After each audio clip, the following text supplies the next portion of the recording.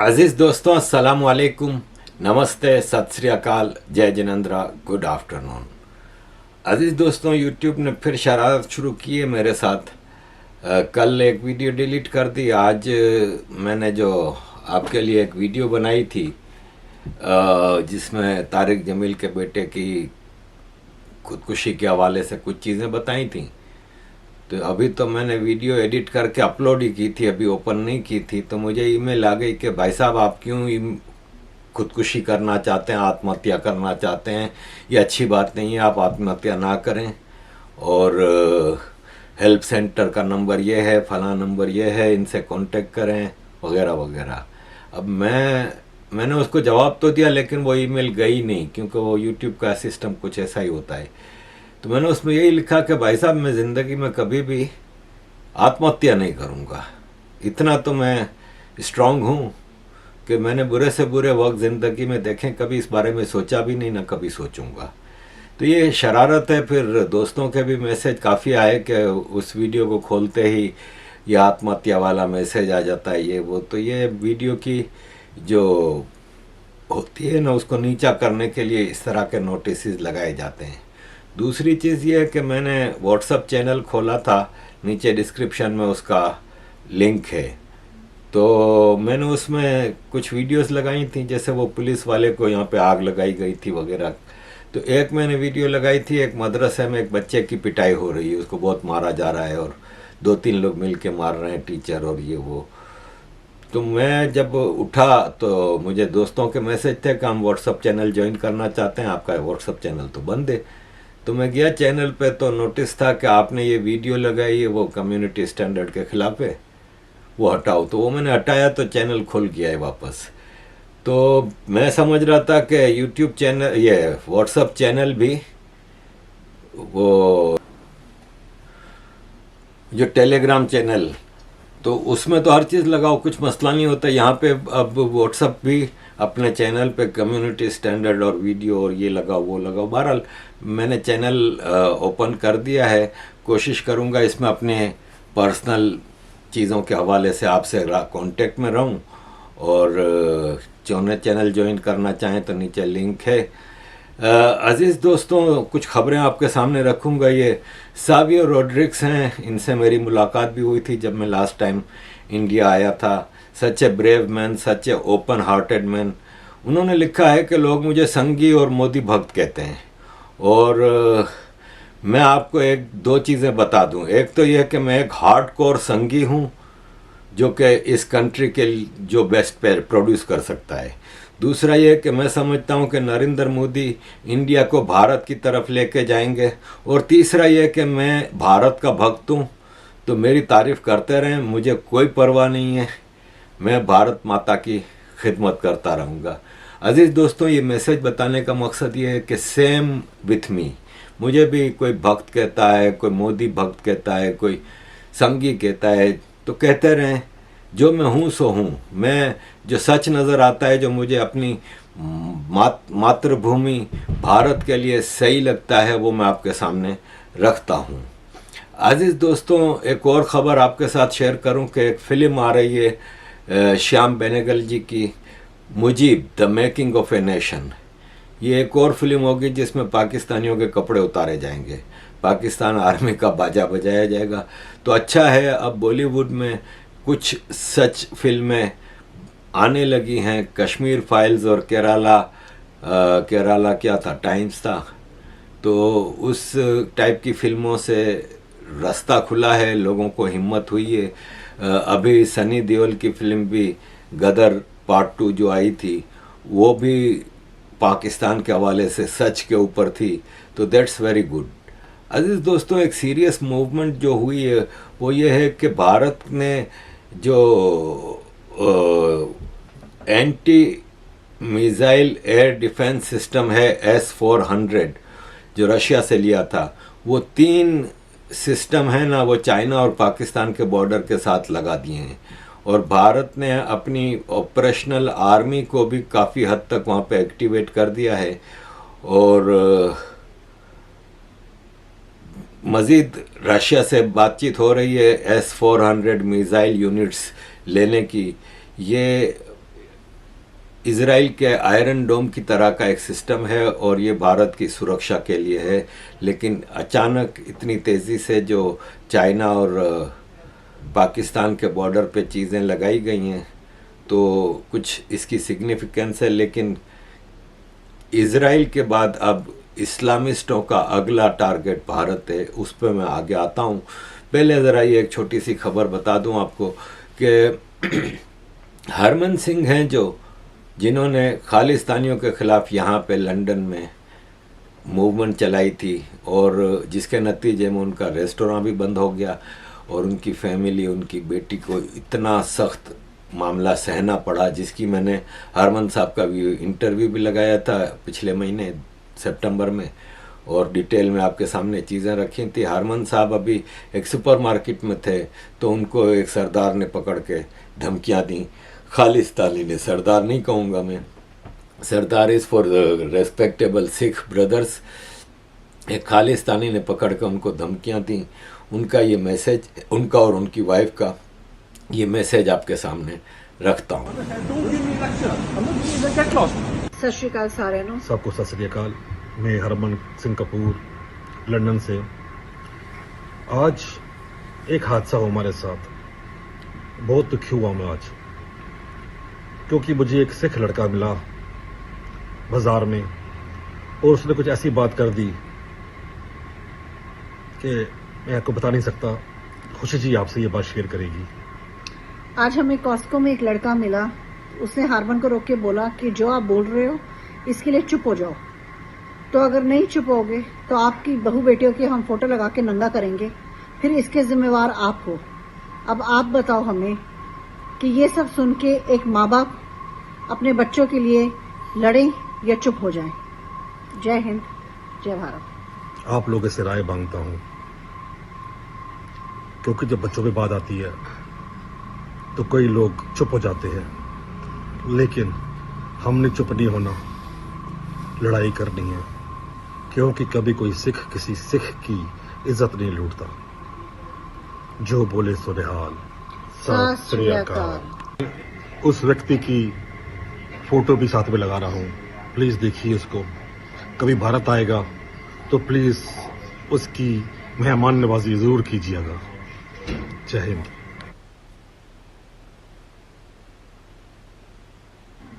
सत श्री अकाल सबको। सत श्री अकाल सबको।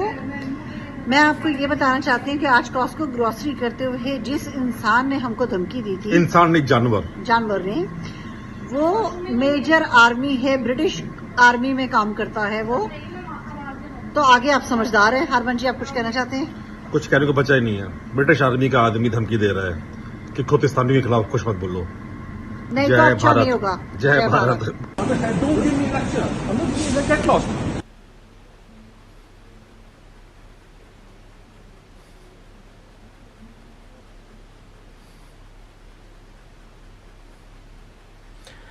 तो अजीज दोस्तों, ये नॉर्मल है। हम जब सच बोलते हैं, जब कड़वा सच बोलते हैं, तो वो लोग जिनके पर्सनल एजेंडे के ऊपर असर पड़ता है वो फिर निकल आते हैं और इस तरह हम अपने परिवार की ज़िंदगियों को ख़तरे में डाल के ये काम कर रहे हैं और करते रहेंगे। और उसके लिए ये है कि मैं इस पर काफ़ी चीज़ें बता चुका हूँ। अजीज़ दोस्तों, इंटरनेशनल एक इकोसिस्टम जिसमें जॉर्ज सोरोस है, चाइना है, पाकिस्तान है, एक लेफ्ट का इकोसिस्टम है, कई यूरोप अमेरिका के थिंक टैंक्स हैं, वो टारगेट कर रहा है इंडिया को काफ़ी अरसे से।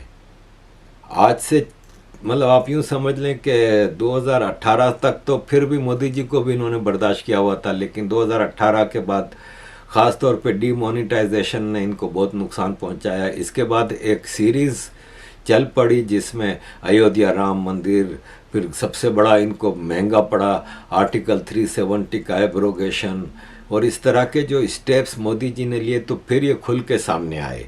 आपको याद होगा कि इस साल के शुरू में जॉर्ज सोरोस ने ऐलान किया था कि मोदी अगले इलेक्शन में मोदी जी को हराने के लिए हम हर तरह से कोशिश करेंगे। ये एक अमेरिकन अय्याश बिलियनर का इंडिया के मामले में डायरेक्ट इंटरफेरेंस था। अभी पता चला है कि इज़राइल के ख़िलाफ़ जो हमास को सपोर्ट कर रहे हैं प्रोटेस्टर्स पूरी दुनिया में, उनको $15 मिलियन से ज़्यादा अब तक सोरोस दे चुका है। और ये बीच में इजराइल का मामला आ गया, वरना इनका टारगेट भारत ही था। और भारत में इनको अपनी मर्जी की एक सरकार चाहिए, यानी राहुल गांधी चाहिए। और राहुल गांधी कभी उज़्बेकिस्तान जाते हैं, कभी लंदन जाते हैं, कभी अमेरिका जाते हैं। क्या ऐसा काम है इनका, या क्या ऐसा इनका कारोबार है जिससे कि इनके पास इतना पैसा है कि इतना घूमता फिरता रहते हैं, और क्या एजेंडा है? और एजेंडा हमने देख लिया कि लंदन अमेरिका जैसी जगहों पे बैठ के यूनिवर्सिटीज़ में और इधर उधर प्रोग्राम करके मोदी विरोध में भारत के खिलाफ एक प्रोपेगेंडा मुहिम चलाते हैं। और बाकी जगहों पे जाते हैं वो खामोशी से सीक्रेटली कुछ चीज़ें करके आते हैं। तो ये एक इंटरनेशनल इकोसिस्टम को ज़रूरत है कि भारत में इनकी मर्ज़ी की सरकार आए। भारत एक अमर्जिंग पावर है, इकोनॉमिक पावर है, बड़ी स्ट्रॉन्ग मिलिट्री पावर है, डेमोक्रेसी स्ट्रॉन्ग है, डाइवर्सिटी है, लिबरल पॉपुलेशन है, एजुकेटेड स्किल्ड पीपल हैं, दुनिया में जहाँ जाते हैं अपना और अपने देश का नाम रोशन करते हैं। तो इनको भारत की ज़रूरत है अपने इंटरनेशनल एजेंडे में। और उसमें देखें, ये अक्षित सिंह जी ने एक ट्वीट की है जो मैं एग्री करता हूँ कि जॉर्ज सोरोस ने 50,000 करोड़ लगाए हुए हैं मोदी गवर्नमेंट को हटाने के लिए। चाइना NGOs और न्यूज़ चैनल को मोदी गवर्नमेंट के खिलाफ फंडिंग कर रहा है। ISIS और ISI कई बार मोदी की सरकार के खिलाफ अटैक कर चुके हैं। यूरोपियन कई थिंक टैंक्स हैं जो प्रोपेगेंडा कर रहे हैं मोदी गवर्नमेंट के खिलाफ। PFI ने मोदी जी को कत्ल करने की भी साजिशें की। अगर इतने सारे लोग एक आदमी के खिलाफ लगे हुए हैं तो डेफिनेटली वो आदमी कोई तो चीज़ सही कर रहा है। और ये सारी बाहर की ताकतें हैं, उनको इतना भारत का क्या गम है कि वो मोदी जी को हटाने के लिए इतनी कोशिशें कर रहे हैं। इसी तरह ये एमिनेंट इंटेलेक्चुअल नामी ट्विटर ने भी कहा है कि Canada, Qatar, Pakistan, China, Nepal, America, Germany और बहुत सारे लॉन्ग लिस्ट है जो 2024 से पहले एक कन्फ्यूजन क्रिएट करके वोटर्स को भड़काना चाहते हैं। ये सब भारत जोड़ो यात्रा प्लान का हिस्सा हैं ताकि ये अपने एजेंट राहुल गांधी को ले आएं। और हम इसकी एक कीमत अदा कर रहे हैं क्योंकि हमारी एक फॉरेन पॉलिसी आज़ाद फॉरेन पॉलिसी है। अजीज़ दोस्तों, एलन मुस्क ने भी एक इंटरव्यू दिया है जिसमें कहा है कि बिलियनर जॉर्ज सोरोस है ना, वो इंसानियत से नफ़रत करता है। और इसीलिए उन्होंने फिर डिटेल में बताया कि जॉर्ज सोरोस है ना, वो मुख्तलिफ पार्लियामेंट्स के इलेक्शंस में अपना पैसा लगाता है और अपनी मतलब के उन कैंडिडेट्स को लाता है जो क्राइम को प्रोसिक्यूट नहीं करते। और यही प्रॉब्लम है कि सैन फ्रांसिस्को और लॉस एंजलिस और दूसरे शहरों में वो यही कर रहा है। उसकी पॉलिसी मैंने नोटिस की है कि वो नेशनल इलेक्शंस और कांग्रेस और सेनेट के इलेक्शंस के बजाय सिटी के इलेक्शंस पे, यानी मेयर, काउंसलर, लोकल लेवल के, उस पर ज़्यादा पैसा लगाता है। और ये हैरत की बात है, लेकिन इसकी वजह यह है कि वो इस तरह सिटीज़ को कंट्रोल कर लेता है। और ये चीज़ हमने यूके में देखी है कि यूके के ज़्यादातर मेयर मुसलमान हैं और आज जो प्रोटेस्ट वगैरह हो रहे हैं तो वो सब मेयर का काम होता है, पुलिस मेयर के कंट्रोल में होती है। तो इसी तरह अमेरिका के मुख्तलिफ शहरों में हम देखते हैं कि हिंदू फोबिक एक्टिविटीज़ बढ़ गई हैं। और ये सारी चीज़ें इसलिए होती हैं कि जॉर्ज सोरोस और लेफ़्ट का इकोसिस्टम इन सारी चीज़ों में पैसा लगाता है। अब ये भारत में इनके एजेंट हैं जो कि इनकी पैरोल पे चीज़ें चलाते हैं और फिर यहाँ पे एक नफ़रत की एक अजीब सी स्ट्रगल कर रहे हैं, एक मूवमेंट चला रहे हैं, एक प्रोपेगेंडा कर रहे हैं। और अगले इलेक्शन के लिए तो भारत जोड़ो यात्रा के नाम पे क्या कुछ हो रहा है ये मैं आपको बताता हूँ। पहले ये हमारी एक लड़की है, उसकी ज़रा आप बात सुन लें। ये सही है, बाप दादा ने देश के 2 टुकड़े कर दिए और आज ये कह रहे हैं कि हम देश जोड़ेंगे। एक चाय वाले को हराने के लिए इन्होंने पूरी की पूरी महागठबंधन तैयार कर दी। सपा, बसपा,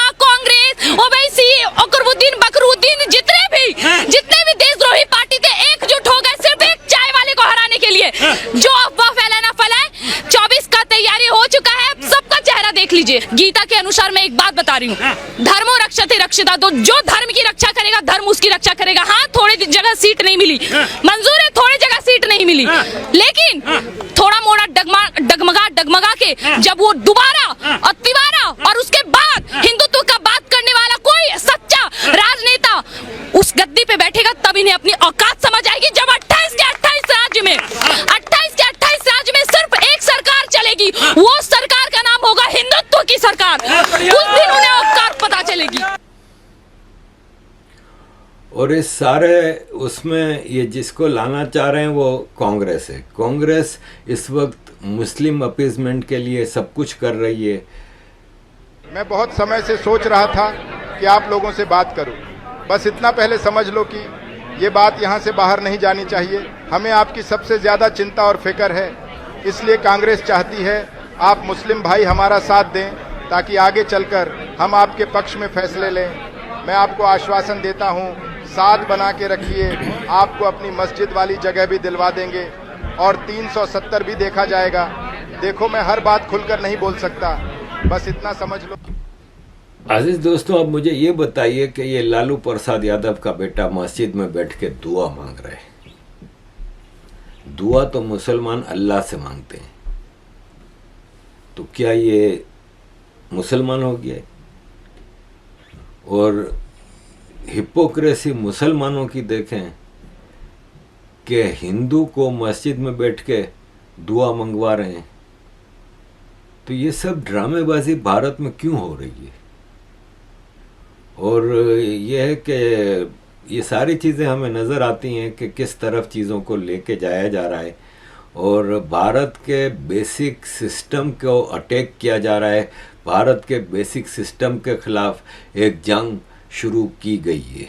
तो हम एक राजनीतिक पार्टी से नहीं लड़ रहे हैं, हम हिंदुस्तान के पूरे इंफ्रास्ट्रक्चर के खिलाफ लड़ रहे हैं। हम हिंदुस्तान के पूरे इंफ्रास्ट्रक्चर के खिलाफ लड़ रहे हैं। अजीज दोस्तों, ये हमें सब चीज़ें समझ में आ रही हैं, या आम आदमी तक ही हमें मैसेज लेके जाना है कि अगर भारत को इसी तरह स्ट्रांगली आगे बढ़ाना है तो हमें वापस 2024 में ज़्यादा मेजॉरिटी के साथ मोदी जी को लाना है। बीजेपी में भी कई खराबियां होंगी, लेकिन एटलीस्ट वो भारत के लिए बेस्ट चॉइस है और ख़राबियों को दूर किया जा रहा है। नीचे लेवल पे देखें, भारत की पॉलिटिक्स हमेशा करप्शन, डायनास्टिक उसमें रही है। कम से कम इस पार्टी ने, बीजेपी ने उस स्टेटस को तोड़ा है और उसमें भारत के लिए बेहतरीन फैसले किए गए हैं।